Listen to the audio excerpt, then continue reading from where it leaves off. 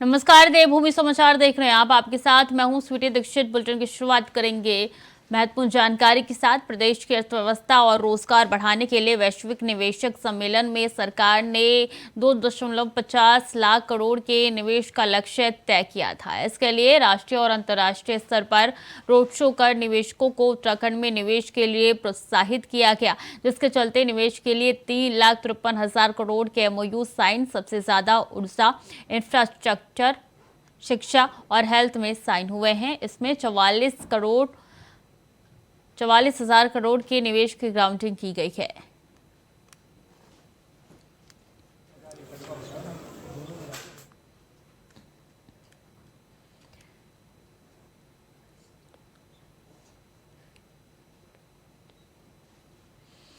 खबर देहरादून से है, जहां टाउन हॉल में जन संगठनों की ओर से सर्वदलीय बैठक बुलाई गई है। इसमें समाजवादी पार्टी के राष्ट्रीय सचिव डॉक्टर सत्यनारायण सचान, भारतीय कम्युनिस्ट पार्टी के राज्य सचिव समर भंडारी, भाकपा के राज्य सचिव कामरेड इंद्रेश मैखुरी, कांग्रेस पार्टी की ओर से प्रदेश प्रवक्ता गरिमा दोसानी समेत तमाम सामाजिक संगठनों के जनप्रतिनिधियों ने भाग लिया। ये जो भारत जोड़ो अभियान जो बना है उसके तहत ये है कि नफरत हटाओ और भारत बचाओ। तो देखिए, आज जो जिस तरह की राजनीति खासकर जो भाजपा कर रही है, हमारे जो स्वतंत्र संस्थान हैं उनको अपने कब्जे में किया गया है, जैसे मीडिया है, न्यायपालिका है, इलेक्शन कमीशन है, कंट्रोलर एंड ऑडिटर जनरल है, वगैरह वगैरह। और दूसरी तरफ हमारी पूरी सभ्यता, हमारे पूरे समाज और सभ्यता पर हमला है। तो इसलिए इससे लड़ने के लिए हमको पूरे सिविल सोसाइटी को जागरूक करना पड़ेगा, सिविल सोसाइटी को उठकर इसके खिलाफ लड़ना पड़ेगा। खबर रुड़की से है, जहां सोशल मीडिया पर आपत्तिजनक वीडियो पिछले दिनों वायरल हुआ है, जो कि खानपुर विधायक का बताया जा रहा था, जिसको लेकर विधायक ने वीडियो को डीपफेक वीडियो बताते हुए उनकी बढ़ती लोकप्रियता के चलते साजिश बताया था। लेकिन वायरल तथाकथित वीडियो को लेकर मुस्लिम समाज के लोगों का भी रोष लगातार जारी है। एक तरफ जहाँ बीते दिनों बस अड्डे के पास खानपुर विधायक का पुतला फूका गया था, तो वहीं आज फिर कस्बा लंढौरा में एक बार फिर मुस्लिम समाज के लोगों ने इकट्ठा होकर खानपुर विधायक उमेश कुमार का पुतला फूंककर जमकर नारेबाजी की और विधायक पद से इस्तीफा देने की मांग की।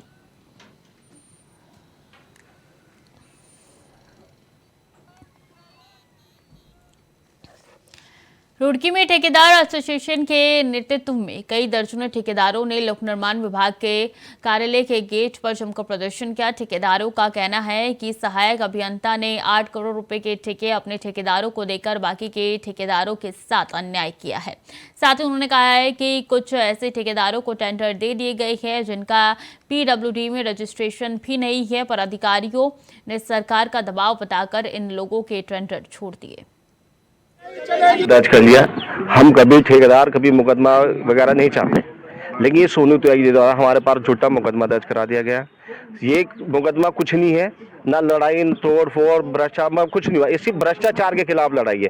ये लोग अपना भ्रष्टाचार छिपाने के लिए हम लोगों को टारगेट कर रहे हैं और हम आपस के ठेकेदारों को दो फाड़ कर रहे हैं। अरे भाई, हम लोग को भी यही ठेकेदार, उनको भी यही करनी है। हम किसी ठेकेदार के खिलाफ नहीं है, कुछ नहीं है हमारा। देखो, हम इस चीज के लिए हाईकोर्ट में चले गए हैं, हाईकोर्ट में इसकी सुनवाई चल रही है। ठीक है, हम तो चाहते हैं कि भ्रष्टाचारियों को सजा मिले। 8 करोड़ के टेंडरों का घोटाला है और ये धमकी भी दे रहे हैं, ठेकेदारों द्वारा धमकी भी दी जा रही कि तुम बैठ दो तो तुम्हें जेल हो जाएगी, तुम्हारा कैरियर खराब हो जाएगा। सोनू त्यागी जी के ये शब्द है कि मैं इनका का नाम इनको ठेकेदारी करनी सिखा दूंगा। ना तो ये हमारे टेंडर दे रहे हैं, जो हमारे टेंडर पड़े हैं, FDR पड़ी है, DDR पड़े हैं, ना तो ये हमारा वो दे रहे हैं कुछ भी। और इसीलिए हमने यहाँ से वो प्रदर्शन कर रहे हैं और उल्टे हमारे पे ही रिपोर्ट दर्ज करा रहे हैं। देहरादून पुलिस STF के संयुक्त प्रयास से रिलायंस ज्वेलरी लूट मामले में 8वें आरोपी को गिरफ्तार कर लिया गया। आरोपी लूट की घटना के दौरान शोरूम के बाहर पिस्टल के साथ गाड़ी में मौजूद था। पुलिस ने इस आरोपी को उत्तर प्रदेश के पीलीभीत से गिरफ्तार किया है। पुलिस ने आरोपी से पूछताछ कर एक पिस्टल बरामद की। पुलिस बरामदगी के लिए जब आरोपी के साथ जंगल में पहुंची तो छुपाई गई लोडेड पिस्तौल को झाड़ियों से निकालकर आरोपी ने पुलिस पर फायर कर दिया। बदले में पुलिस ने भी सेल्फ डिफेंस में आरोपी पर फायर कर उसके पैर में गोली मारी। फिलहाल प्रेमनगर के अस्पताल में आरोपी का इलाज चल रहा है। किसी घटना में उसकी क्या लगातार तारीख को रिलायंस के शोरूम में राजपुर रोड पर डकैती पड़ी थी और इसके बाद जो है हमारी ख्यालय के निर्देश पर इसमें संयुक्त टीम बना दी गई थी एसटीएफ और देहरादून पुलिस की, जिसमें टेक्निकल टीमें अलग काम कर रही थी और जो हमारी ऑपरेशनल टीमें थी वो लगातार इसमें लगी थी। इसमें 7 लोग को तो पूर्व में गिरफ्तार किया गया था, जिसमें अभिषेक अरेस्ट हुआ था जो घटना में डायरेक्ट ज्वेलरी लूट में अंदर शोरूम में शामिल था। अब जो गिरफ्तारी हुई है इसमें 8वीं, इसमें विक्रम कुशवाहा नाम का व्यक्ति अरेस्ट हुआ, इसका कोड नेम पायलट था पूरे गैंग में, और जिसका काम था कि वो यहाँ पर जब डकैती की जब इसके सदस्य जाते हैं तो बाहर सपोर्ट बेस वेपन के साथ गाड़ी के साथ ये मौजूद था कि अगर अंदर कोई विरोध होता है या कहीं कोई ऐसी बात होती है तो उनको बचा के निकालना या फायर करना या इंजर्ड करना और इसके बाद उनको गाड़ियों से ले जाना। सितारगंज में एक युवक के नॉनवेज खाने से मौत होने का मामला सामने आया है। परिजनों के अनुसार दांतों के डॉक्टर ने युवक की कटी जीभ में टाके लगा दिए, जिसके बाद युवक की हालत खराब हो गई। परिजनों ने युवक को निजी अस्पताल में भर्ती कराया, जहां इलाज के दौरान उसकी मौत हो गई। मृतक के परिजनों ने सितारगंज पुलिस को शिकायत पत्र देकर डॉक्टर के खिलाफ कार्रवाई करने की मांग की। पुलिस ने तहरीर पर कार्रवाई करते हुए अपनी जाँच शुरू कर दी। 4 दिन पहले उसे थोड़ी सी लग गई थी, हल्का हल्का खून रस रहा था, उसने रुई और मतलब कि थोड़ी सी हल्दी लगा ली थी तो सब ठीक था। हल्का हल्का खून नहीं, मैंने कहा चल तो दिखा लेना, थोड़ा कहीं पे दवाई वगैरह ले लेना, कोई ट्यूब वगैरह देगा ठीक हो जाएगा। उसे क्या पता वो यहाँ पे चलाया, इसने टाके लगा दिए उसमें। अब उसकी इतनी हालत, उसे गया वो टेंटिन में जाके, वहाँ पे टुन्ना में काम करता है, वो लेट गया वहाँ जाके। फिर क्या कहते हैं उसे थोड़ी तकलीफ महसूस हुई, उसने टुन्ना को दिखाया। टुन्ना कह रहा है तूने कहाँ से कराया है? वो कह रहा मैंने यहाँ दास के यहाँ से कराया। उसने कहा जल्दी टाके खुलवा के आ। तो इस दास ने पता कैसे जल्दी में कैसे टाके खोले कि उसके मुँह में खून नसें कट गई तो पूरा खून ही खून निकलने लगा। फिर टुन्ना को टुन्ना दिखाया, केस मेरे बस में नहीं है। फिर वो लोग ले गए बरेली, ले गए सीधे, फिर सुबह एडमिट किया वगैरह, इलाज वगैरह चलता रहा। बहुत ज्यादा हालत खराब थी, 2% खून बचा था। सितारगंज थाना क्षेत्र में गणेश मंदिर के पास एक व्यक्ति हैं जिनके द्वारा ये तहरीर दी गई कि उनके पुत्र की इलाज के दौरान एक चिकित्सक द्वारा लापरवाही उसमें बरती गई और उस लापरवाही की वजह से उसके पुत्र की मृत्यु हो गई है। तो इसमें जांच की जा रही है फिलहाल प्रकरण की, और इसमें जो नियमानुसार इसमें कमेटी गठित होगी उसके द्वारा जांच की जाएगी और उसमें जो भी तथ्य प्रकाश में आते हैं उसके हिसाब से इसमें अग्रिम विधिक कार्रवाई की जाएगी। हाँ, उसमें लिखा गया एप्लीकेशन में उनके द्वारा बताया गया कि चिकन खाने के दौरान उनकी जीभ कट गई थी, तो उसी के उपचार के दौरान ये घटना घटी है और उसके बाद उन्होंने यहाँ उपचार कराने के बाद बरेली में भी उपचार कराया, जिसके दौरान उनके पुत्र की मृत्यु हुई है। तो इसमें सभी तथ्यों की जानकारी की जा रही है और जो भी तथ्य आते हैं प्रकाश में उसके हिसाब से विधिक कार्रवाई की जाएगी। और राजपुर रोड पर हुई डकैती पर दून पुलिस और एसटीएफ ने एक साथ कार्रवाई कर आरोपी को गिरफ्तार कर लिया है। यूपी से गिरफ्तार हुआ आरोपी 2 लाख का इनामी बदमाश है। आपको बता दें कि देर रात पुलिस कार्रवाई के दौरान आरोपी ने पुलिस पर हमला कर दिया, जिस पर बचाव पर फोकस करते हुए पुलिस ने जवाबी कार्रवाई की है और पुलिस के गोली से आरोपी के पैर में घायल हो गया। अब तक डकैती की घटना और साजिश के 8 आरोपी गिरफ्तार हो चुके हैं।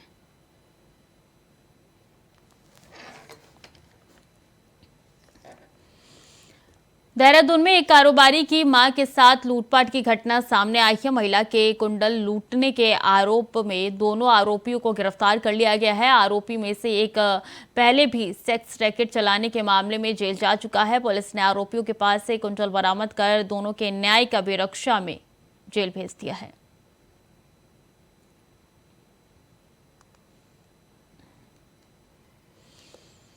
खबर हरिद्वार से है, जहां एसएसपी पमेंद्र डुबाल ने जनपद के 136 पुलिस कर्मियों पर कार्रवाई की है। ऑनलाइन एसीआर ना भरने के चलते 136 पुलिस कर्मियों का दिसंबर माह का वेतन रोकने का आदेश जारी किया है। आपको बता दें कि एसीआर ऑनलाइन में पुलिस कर्मियों को हर साल आचरण, चरित्र, क्षमताएं और प्रदर्शन सहित अन्य रिकॉर्ड दर्ज करने होते हैं। हरिद्वार पुलिस कप्तान की कार्रवाई से पुलिस महकमे में हड़कंप मच गया है।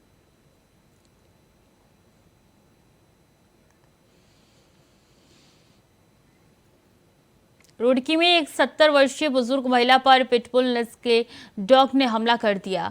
हमले में बुजुर्ग महिला गंभीर रूप से घायल हो गई। बुजुर्ग महिला को लहूलुहान हालत में अस्पताल ले जाया गया, जहां से हायर सेंटर उनको रेफर कर दिया गया है। वहीं इस मामले में डॉग के मालिक के खिलाफ बुजुर्ग महिला के बेटे ने पुलिस को तहरीर दी है और मामले की जाँच पड़ताल में जुट गई है। एक महिला को हमें पता चला किसी व्यक्ति द्वारा यहाँ लाया गया था। बताया गया कि कई कुत्तों ने उस पर अटैक किया और घायल कर रखा था। उसका काफ़ी उसको कुत्तों द्वारा खाया हुआ है। उसके पूरे चेहरे पर, गर्दन पर, हाथ पर, पैर पर पूरे घाव बने हुए हैं। उसको हमारे द्वारा इलाज दिया जा रहा है। बताया जा रहा है कि वो महिला जो है ढंडेरा से है और अभी हमारे यहाँ खबर पौड़ी से है, जहां से एक अजीबोगरीब मामला सामने आया। पोस्टमार्टम के बाद पोस्टमार्टम हाउस में रखे शव को चूहे ने काट दिया, जिसकी जानकारी मिलने के बाद परिजनों ने रोष व्यक्त किया। परिजनों ने पोस्टमार्टम हाउस के कर्मचारियों से पूछा तो उनका कहना है कि शव डीप फ्रीज में सुरक्षित रखा है, जबकि जानकारी के अनुसार यहां के डीप फ्रीज का लॉक खराब है। चूहों ने शव का चेहरा बुरी तरीके से काट दिया है, जिससे देखकर परिजनों ने उच्च अधिकारियों से कार्रवाई की मांग की है।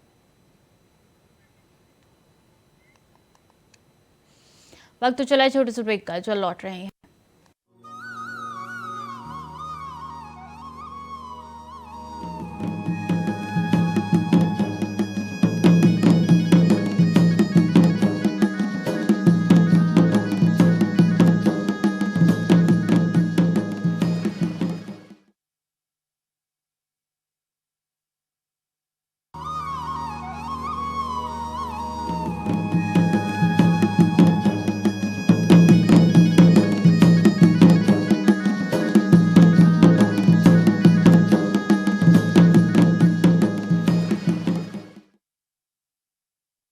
आपका खबरों में आगे बढ़ेंगे। आईएमए के गठन प्रशिक्षण के बाद भारत सहित कई देशों में 372 कैडेट्स अब अफसर बन चुके हैं, जहां 343 युवा अफसर भारत देश की सेवा के लिए सेना की मुख्य धारा से जुड़ गए हैं। तो वहीं मित्र राष्ट्रों के 29 कैडेट्स भी पास आउट हुए हैं। पासिंग आउट परेड की सलामी इस बार श्रीलंका के सीडीएस जनरल डॉक्टर शिवेंद्र सिल्वा ने ली है। इस दौरान ट्रेनिंग के दौरान उत्कृष्ट कार्य करने वाले कैडेट्स को मेडल से सम्मानित किया गया।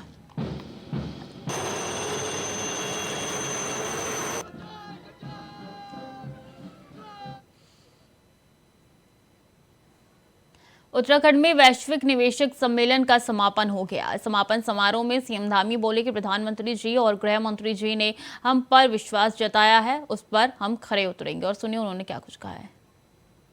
गृह मंत्री जी के नेतृत्व में आज पूरे देश के अंदर हमारी जो आंतरिक सुरक्षा व्यवस्था है वो मजबूत हुई है। वहीं जैसा कि देश के प्रथम सहकारिता मंत्री के नाते सहकारिता के क्षेत्र में भी सहकार से समृद्धि के लक्ष्य की ओर हमारा देश तेजी से आपके नेतृत्व में आगे बढ़ रहा है, जिसके अंतर्गत देश के सभी प्राथमिक कृषि ऋण समितियां अर्थात पैक्स को कंप्यूटरीकृत किया जा रहा है। अभी अभी आप सब लोगों को पता है कि सिलक्यारा सुरंग में फंसे हुए हमारे 41 श्रमिक भाइयों को सकुशल बाहर निकालने में, जहां हमको आदरणीय प्रधानमंत्री जी ने सभी प्रकार से, यानी कि देश के अंदर जितनी भी टेक्नोलॉजी थी, देश के अंदर जितनी मशीनरी थी, हमको पूरे देश से यहाँ पर सिलक्यारा में उत्तरकाशी में उपलब्ध करवाई। वहीं आदरणीय गृह मंत्री जी ने भी हमें लगातार जितनी भी एजेंसियां गृह मंत्रालय के अंतर्गत आती थी, उन सभी का आपके नेतृत्व में, आपके मार्गदर्शन में हमको लगातार सहयोग मिलता रहा, जिसके चलते ही हम सिलक्यारा का मिशन सफल कर पाए और अपने श्रमिक भाइयों को सकुशल वहां से बाहर निकाल पाए। इसके लिए मैं जहां आदरणीय प्रधानमंत्री जी का और गृह मंत्री जी का हृदय से धन्यवाद करता हूं। आदरणीय प्रधानमंत्री जी के नेतृत्व में आज उत्तराखंड विकास के पथ पर आगे बढ़ रहा है। पिछले 9 सालों की बात करें तो 9 सालों में उत्तराखंड के अंदर अनेक काम, ऐसे काम जिसके बारे में पहले सोचना भी बहुत दूर की बात थी, वो सारे के सारे काम धरातल पर आज उतर रहे हैं। तेजी से आगे बढ़ रहे हैं, उसमें मैं बहुत विस्तार से जाऊंगा तो बहुत लंबा हो जाएगा। और हम सब लोग आदरणीय गृह मंत्री जी को, आदरणीय अमित शाह जी को सुनना चाहते हैं।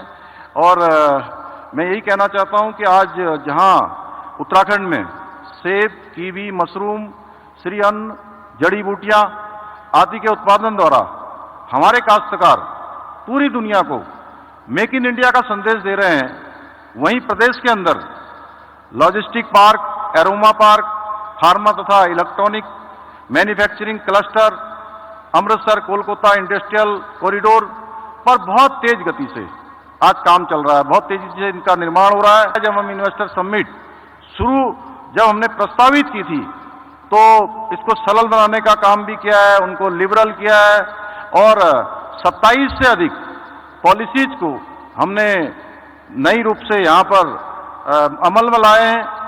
बजट को नियंत्रित करने का भी प्रयास किया है। इन सभी नियमों और मानदंडों पर उत्तराखंड अब आज खरा उतरने का प्रयास कर रहा है। हमारे आदरणीय प्रधानमंत्री जी के रिफॉर्म, परफॉर्म और ट्रांसफॉर्म के मूल मंत्र को अंगीकार कर अनेक सेक्टरों के लिए सरल एवं पारदर्शी नीतियों को लागू करने का हमने प्रयास किया है, जिससे हमारे उद्योग बंधुओं को किसी भी प्रकार की परेशानियों का सामना न करना पड़े। इसके लिए हमने संवाद की प्रक्रिया को भी अपनाया है। इन्वेस्टर समिट द्वारा उत्तराखंड को लगभग 3.5 लाख करोड़ से भी अधिक के निवेशकों के प्रस्ताव हमको प्राप्त हुए हैं और भी हमारे पास आगे के भी प्रस्ताव हैं, जिनमें से लगभग 44,000 करोड़ रुपए के निवेश प्रस्तावों की ग्राउंडिंग का कार्य। खबर चमोली से है, जहां ठंड बढ़ने के साथ ही जोशीमठ ओली सड़क पर पाला जमने लगा है, जिससे यहां वाहन फिसलने लगा है। ऐसे में पर्यटकों को ओली तक पहुंचने में दिक्कत हो रही है।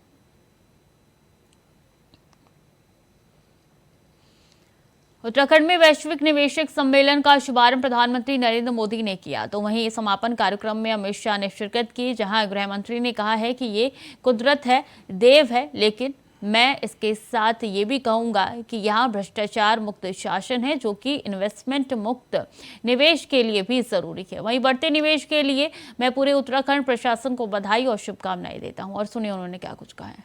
अमित जी ने ठीक ही कहा कि आज का कार्यक्रम ये डेस्टिनेशन उत्तराखंड का समारोह नहीं है, कई चीजों की शुरुआत है।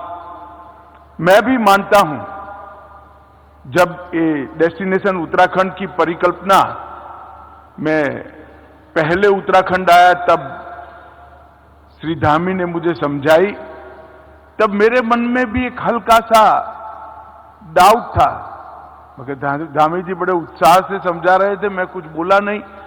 मैंने बोला क्या लक्ष्य रखा है धामी जी आपने? तो उन्होंने कहा 2 लाख करोड़ का, परंतु आज 3.5 लाख करोड़ के एमओयू समाप्त हो चुके हैं। 3.5 लाख करोड़ के एमओयू के साथ नए उत्तराखंड की अनंत संभावनाओं को तराशने की शुरुआत। अब उत्तराखंड अपने राज्य की प्राकृतिक सौंदर्य को बिगाड़े बगैर इको फ्रेंडली तरीके से किस प्रकार से इस छोटे से राज्य को उद्योग जगत के साथ भी जोड़ा जा सकता है, इसका एक मजबूत उदाहरण समग्र विश्व के सामने बनेगा, इसका मुझे पूरा भरोसा है।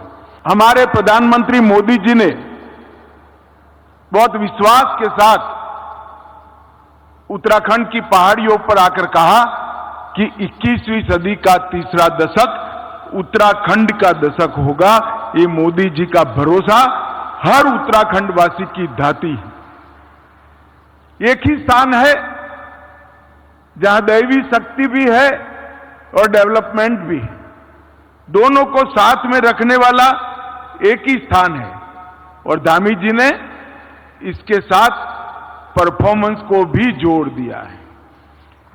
बड़ी विनम्रता के साथ अभी जो टनल में फंसे हुए 41 श्रमिक भाइयों को निकालने का श्रेय धामी जी ने भारत सरकार में प्रधानमंत्री जी को, सारी एजेंसियों को देने का प्रयास किया।